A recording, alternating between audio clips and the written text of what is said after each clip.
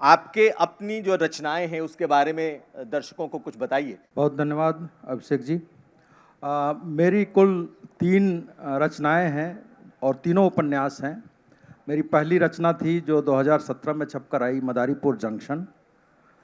मेरी दूसरी रचना वाया फुर्सतगंज थी जो 2021 में छपकर आई। और तीसरी रचना अभी 2025 फरवरी में ही विश्व पुस्तक मेले में लोकार्पित हुई है, बादशाह सलामत हाजिर हूँ। ये तीनों मेरे व्यंग उपन्यास हैं। तीनों की पृष्ठभूमि अलग है, विषय वस्तु अलग है, लेकिन जो कहानी की जो शैली है, जो तरीका है, वो व्यंग है। मैं शायद अपने को व्यंग में अधिक कहने में सक्षम पाता हूँ। उसके पीछे जो मूल वजह है वो ये है कि मैं चूँकि जिस सिस्टम में काम करता हूँ वहाँ मुझे काम करने के दौरान तमाम तरह की विसंगतियाँ, विद्रूपताएँ नज़र आती हैं। मुझे विषय वस्तु वहीं से मिलती है। उस विषय वस्तु के समाधान की प्रक्रिया में कहीं न कहीं मेरी लेखनी में अगर असफलता आती है तो वो कहीं न कहीं मेरी लेखनी में वो असफलताओं का जिक्र भी आता है। और वो उस विद्रूप का एक तरीके का शब्दों के माध्यम से अभिव्यक्तिकरण मैं अपने उपन्यासों में कर पाता हूँ। लेकिन दर्शकों के लिए बताऊं कि ये जो शताब्दी जन्म वर्ष हम कह सकते हैं श्रीलाल शुक्ला जी का, जो कि 1925 में जन्मे थे, और मुझे लगता है कि व्यंग और साहित्य के हस्ताक्षरों में उनसे बड़ा नाम शायद ही कोई रहा हो। तो मैं कुछ नाम देख रहा था, फुर्सतगंज, बादशाह सलामत, मदारीपुर जंक्शन, इस तरह के जो नाम हैं बालिंदु जी, ये मुझे उनकी ओर खींच के ले जाते हैं। इस ऐसे नाम रखने के पीछे की वजह जरा एक बताएं, क्या है आखिर इस फुर्सतगंज में? कौन सी फुर्सत आपने फुर्सत में लिखी है? मदारीगंज में कौन से मदारी हैं? बादशाह कौन है? कितना सलामत है? देखिए, जो उपन्यास के नाम हैं, तीनों उपन्यासों के नाम आपने लिए, मैंने बताए, वो उपन्यास केवल नाम रखने के लिए नहीं रखे गए हैं, अपनी विषय वस्तु का प्रतिनिधित्व करते हैं। जैसे मदारीपुर जंक्शन जो उपन्यास है वो एक ग्रामीण कथानक पर आधारित है, और वो ग्रामीण कथानक जिसमें हमारी जो गंवई राजनीति है, जो पंचायती राज की खामियों का एक तरीके से विस्फोट हम कह सकते हैं, वो उसमें दिखाई देता है। हमारी जो जातीय जकड़बंदी है जिससे हम सदियों से जूझ रहे हैं, पिस रहे हैं, हमारी जो धार्मिक विद्रूपताएं हैं, वो कहीं न कहीं से उसमें इंगित हैं।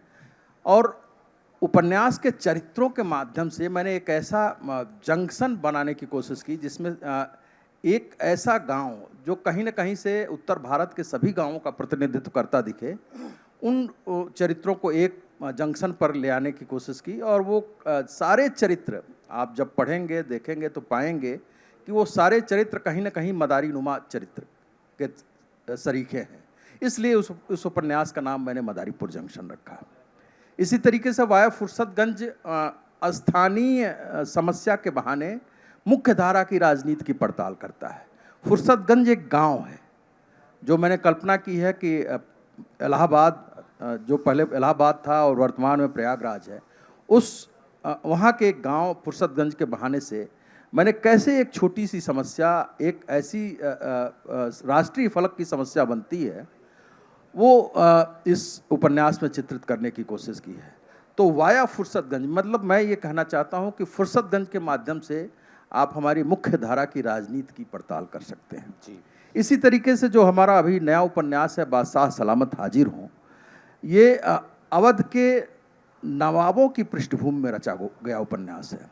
ये कोई ऐतिहासिक उपन्यास नहीं है। मैंने कल्पना की है कि एक नवाब जिसमें न केवल अपने समय की बल्कि अपने आगे पीछे के तमाम नवाबों, बादशाहों, सुल्तानों, राजाओं के चरित्रों की एक विद्रूपताएं एक चरित्र में अगर समा जाएं तो वो नवाब किस तरीके का होगा।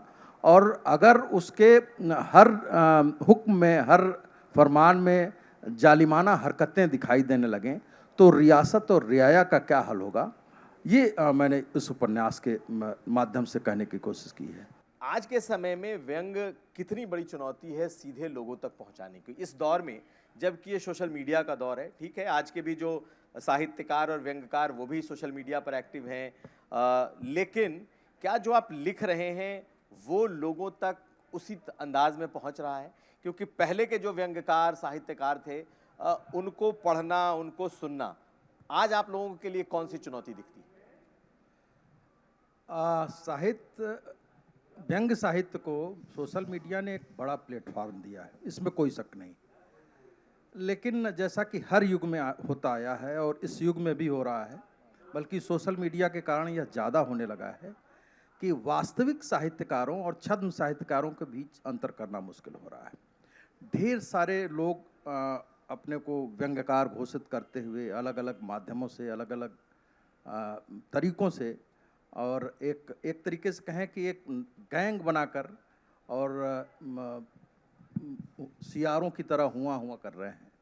मुझे लगता नहीं है कि इतनी ज़रूरत व्यंग को है जितनी लोग व्यंग को लिखने के लिए लालयित हैं।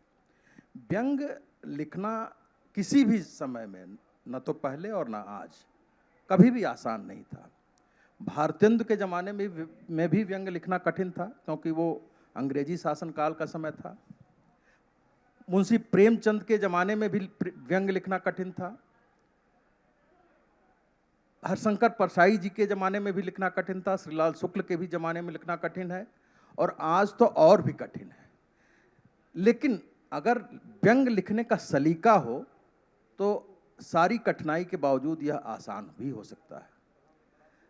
व्यंग कहने का सलीका बहुत कम लोगों के पास है। मैं ये नहीं कहता कि मेरे पास है, लेकिन जिनको भी भगवान ने, ईश्वर ने, ये सरस्वती माँ ने ये क्षमता दी है कि वो किसी भी ध्रुव पर, सामाजिक व्यवस्था हो, हमारी राजनीतिक व्यवस्था हो, धार्मिक व्यवस्था हो, या ऐसा कोई भी प्रसंग जो कहीं न कहीं हमें व्यथित करता हो, ऐसे किसी भी विषय पर तिर्यक तरीके से, बिना किसी को सीधे सीधे आहत किए, भाषा का अस्खलन किए बगैर अपनी बात कह सकें, तो वो व्यंग आज भी उतना ही मौजूद है जितना वो पहले था।